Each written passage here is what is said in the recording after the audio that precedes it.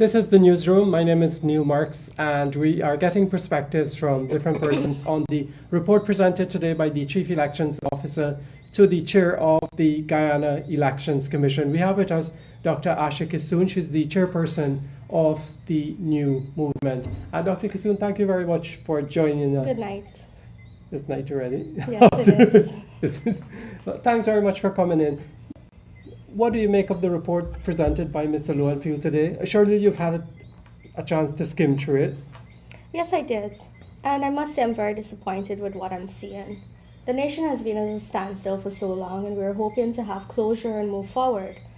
However, when I read parts of the report, what I noticed is that some of the fraud that was uncovered was not mentioned at all. The report sang along to a narrative that was put out by one side of one of the major parties that was there. And more so, he gave a personal opinion in that report, which has never been done and legally speaking should not be done. So,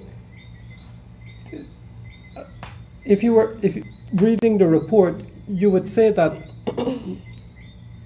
given the coalition's narrative, there are tens of thousands of votes that would be in question. Do you think that is fair? Does it represent what actually happened during the recount, as far as you remember? You see, now it all comes back to the recount, and the recount results were crystal clear.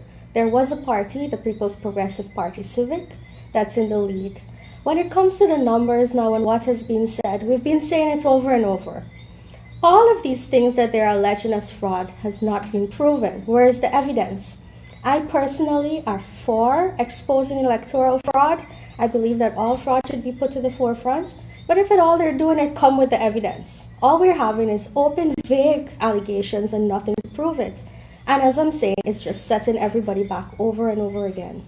Have you been able to check out some of those allegations that were made, for example, of persons who are either dead or who are out of the country being marked off as having voted? Yes, I have. And what I've seen is people are coming forward and saying that is not the case. Somebody I personally know was put up on that list and said she was out of the country. And she made public posts about it. There was one old woman that said to me, as comical as it is, "When I heard I died, I almost died." That was her statement. But honestly speaking, it's embarrassing, people. That report, he should be very ashamed of it. First of all, GCOM has one job to do every 5 years. Lowenfield, after the elections, several head people said that it was free and fair. The European Union, American Embassy, all of the international observers. David Granger himself said it was free and fair. Lowenfield also. Now he comes out as the CEO of an organization and says, well, there is fraud, it is not free and fair, and you're in charge of that organization. He might as well hand in his resignation because he's saying he did not do his job properly. So you don't believe the sheer volume of the anomalies or irregularities that he has pointed out? I do not. Because like I'm saying, if you're pointing out irregularities, show me solid evidence. They tried to talk about dead and migrated voters, and the people are coming forward and proving them wrong. In the report, he does mention having records from the Immigration Department and the General Registrar's Office. What do you make of that? First of all, whose permission was asked to give people's personal records out? Second of all, there were so many questions and doubts about those records also. We've had several news articles put out about the same people speaking up about it and saying they don't have the evidence. It's all allegations. I repeat, we need solid evidence to go forward.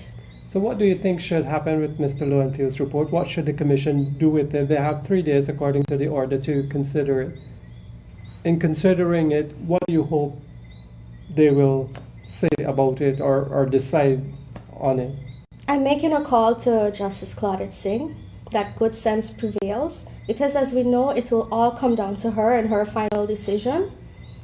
Every party has a right after a declaration is made to go forward with an election petition after the declaration. That's within their right, and I support it if they want to do it. Okay? But I do not believe that the declaration should be held up or the elections in total should be held up because of all these vague allegations. And that declaration, you say, should show that the PPP won the elections? According to the recount, they are in the lead. And of course, TNM and LJP and ANA with one seat. Yes. do Yes. that. Asha, is this, I don't know if frustration is a word you want to use to describe all that has happened since March 2nd, or is there another word you'd use? The truth is, my heart hurts. It's painful. When I speak to you, there are people suffering. Our country is without a government right now. People are jobless. People are without meals on their table. These parties that are singing this narrative, they don't care about our people. I'm speaking to you and there are tears in my eyes. How much longer will our nation go like this, without a parliament, without proper care? We cannot continue like this. And while they sing about it, they're not considering international sanctions. They're not considering that Venezuela could invade. They're not considering that we have coronavirus on our case. All they're thinking about is, listen, we have to be right. And even if we don't have evidence, we're going to go forward like this. And sorry to drag you out a little bit on that. You do work in COVID-19 cases. How important it is for there to be a legitimate government in place to tackle the pandemic? In the middle of a pandemic, we need a parliament. There is no budget. There is nothing to guide what goes forward in our country. We have a task force that is politically led by non-medical people. Everything is at a standstill right now. Our people are suffering, and I repeat, our people are suffering. More can be done. A government needs to be in place. Financial strategies needs to be passed by a parliament, and we need to find a way forward. Thank you very much, Dr. Kissoon. You're welcome. Dr. Asha Kissoon there, the chairperson of the New Movement, speaking to us on the report submitted today by the Chief Elections Officer to the Chair of the Elections Commission. As we've been mentioning, according to the order by the Elections Commission itself, the Commission has 3 days to deliberate on the report of the Chief Elections Officer, and then they have to determine whether they will ask him to submit another report from which an official declaration of the results of the March 2nd elections would be made. You're watching the newsroom.